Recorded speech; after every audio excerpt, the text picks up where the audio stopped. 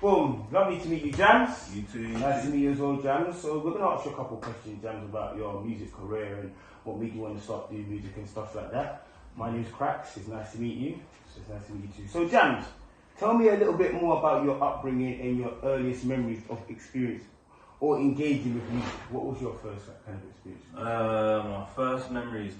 My dad's a musician, so like I can definitely. My earliest memory probably maybe about 2, 3. Just remember them being like loads of instruments, like an early music computers in the house, like synthesizers, things like this, samplers. And my mum used to collect loads and loads of like vinyl, like reggae vinyl, soul, R&B, all of that. So like, and then as I got older, obviously I used to watch my dad. Like he used to go on tour. I used to turn on the TV. Sometimes see him playing on top of the pops. My mum used to bring home like loads of. She ended up getting really into like garage and speed garage.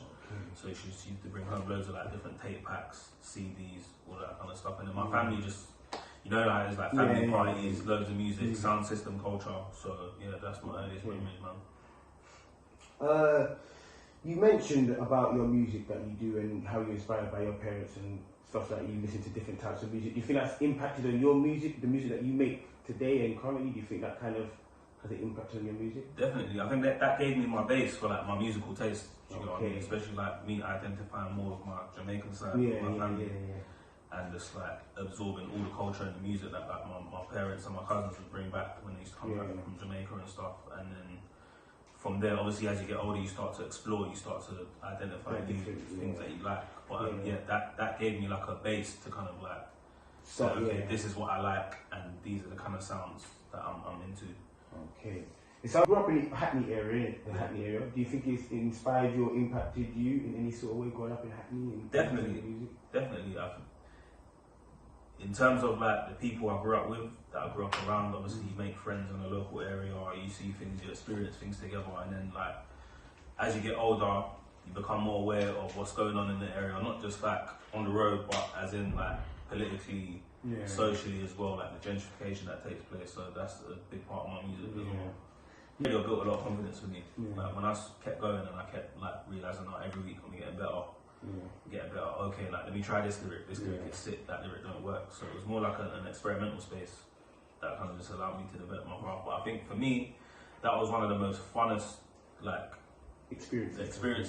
Like that was a very fun part of my career. Not to say it's not fun now, but now it's a lot more considered. Like that was the part where you're just trying things and seeing what works and what doesn't work. Okay. You mentioned Kano, and you said that he was a massive inspiration to you. Yeah. Could you describe what it was like touring with him? Was it?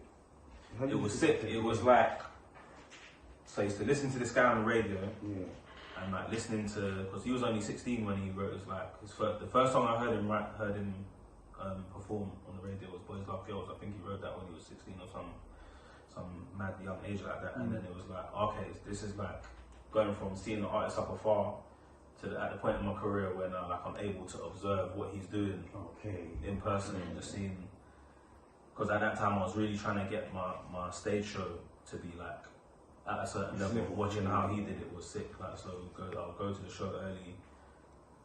Obviously, I'm supporting that, so I'll be on first, and then I'll stay and watch him do the set and just observe what he does and see how I can incorporate things into my own technique. Okay.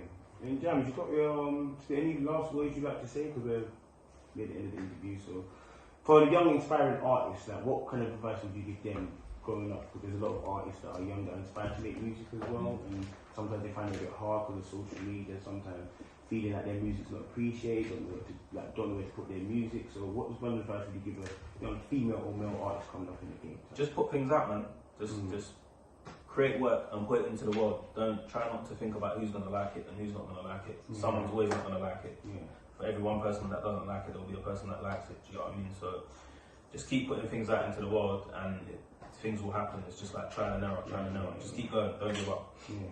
Thanks, John, for the interview. Thank you. And we can follow in your journey.